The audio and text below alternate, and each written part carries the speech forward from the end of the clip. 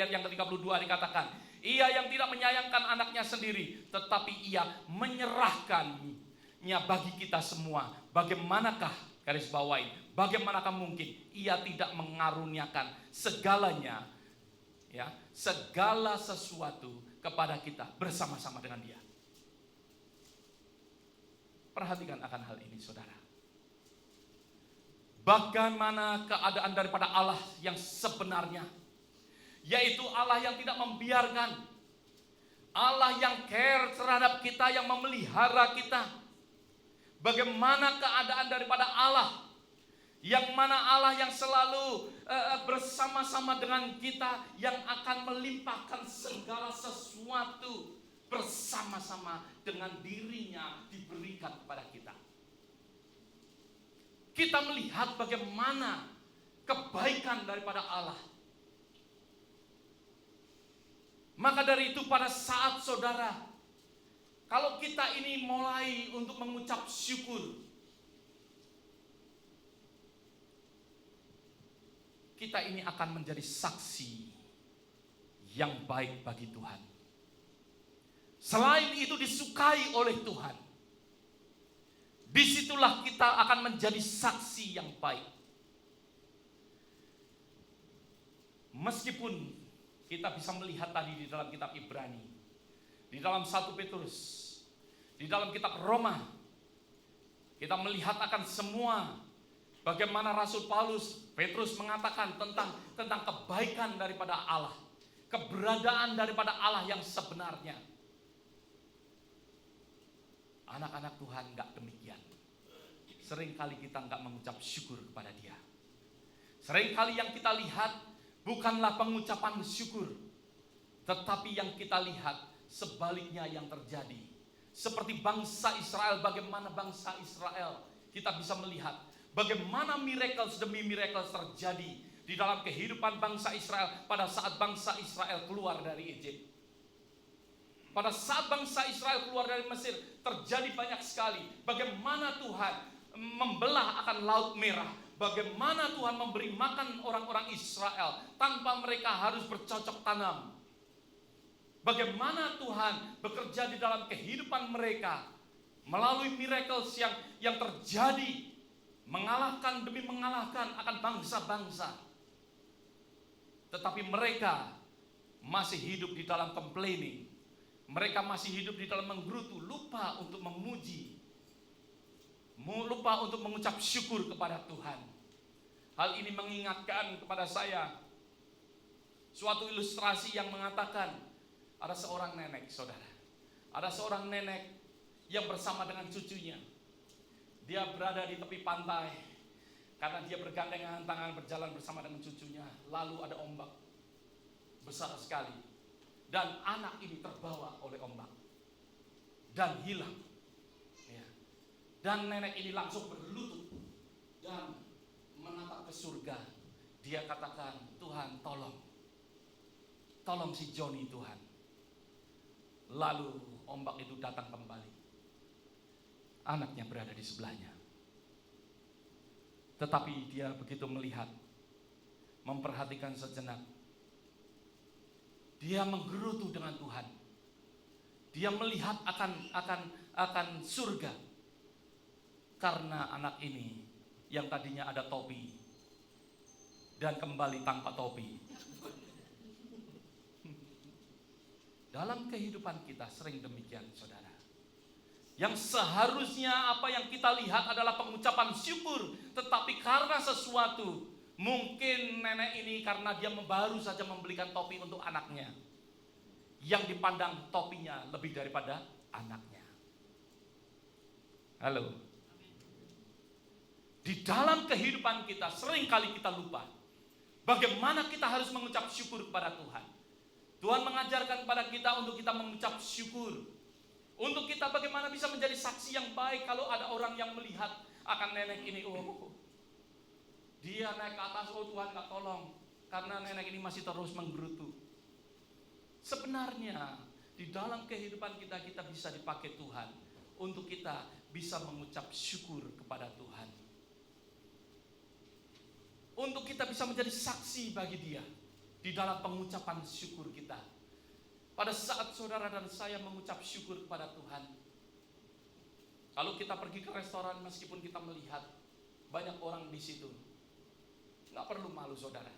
Saya akan tutup dengan satu ilustrasi. Ada seorang yang bernama, seorang worship leader yang bernama Jack Hinton. Dia dari North Carolina. Dia di dalam perjalanan misinya, bukan perjalanan.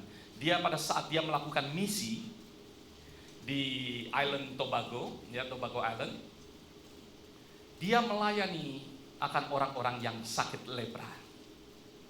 Karena di situ banyak sekali orang-orang sakit lepra, maka itu misi yang mereka kerjakan, yaitu salah satunya mengadakan sesuatu kebaktian.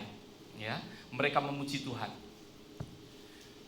Jack Hinton ini dia memimpin akan puji-pujian, dan pada satu saat dia melihat masih ada waktu untuk dia memuji Tuhan satu lagu lagi. Dan dia seperti biasa ya, dia mengajak, apakah ada, is there any request? Dia katakan, apakah masih ada request? Lagu yang saudara bisa nyanyikan bersama-sama dengan grup kita. Ada seorang ibu, dia katakan, dia yang tadinya hanya menunduk, tidak menatap ke panggung, bangkit berdiri, menaikkan tangan, jari-jarinya sudah tidak ada saudara. Dan telinganya hilang karena kena lepra. Hidungnya sudah hilang saudara. Bibirnya pun sudah berkurang. Dan ibu ini bangkit berdiri, mengatakan, Jack. Ya, tentunya suaranya Jack. Ya. Karena sudah nggak ada hidung, saudara. Can you sing? Count your many blessings. Lagu tadi, saudara. Hitung berkatmu satu persatu. Lagu yang tadi di dalam bahasa Inggris, ibu ini minta untuk menyanyikan. Jack melihat akan hal itu. Dia melihat tangan yang sudah tidak ada. Jarinya maksudnya. Sudah tidak ada. Telinga sudah hilang. Hidung sudah hilang. Bibir sudah berkurang. Ibu ini masih bisa mengatakan, hitung berkat Tuhan. Jack melihat akan hal ini, mendengar akan hal ini. Dia menangis. Stop. Dia keluar dari panggung. Dia diikutin oleh seorang temannya. Temannya berkata, Jack, I think we cannot sing that song anymore. Jack menangis pada saat itu. Dia katakan, yes, we going to sing. Tetapi dengan cara yang berbeda. Gak sama lagi seperti pada saat saya menyanyi lagu itu dulu. Karena aku melihat ibu ini, dia katakan, yang sudah tidak mempunyai apa-apa, tidak ada satupun yang dia bisa katakan bahwa Tuhan itu baik. Sepertinya tidak ada berkat dalam hidupnya. Tapi aku mau menyanyi. Dengan perubahan, ibu ini bisa mengatakan, count many blessing, hitung berkatmu satu persatu. Saya percaya kalau ibu ini mengatakan, meskipun semuanya sudah tak ada, ibu ini katakan, nyanyi, hitung berkat Tuhan satu persatu, pasti masih ada berkat Tuhan dalam hidupnya. Jack di dalam kesaksian ini, totally dia berubah. Bagaimana dia memuji Tuhan. bagaimana dia memimpin akan service.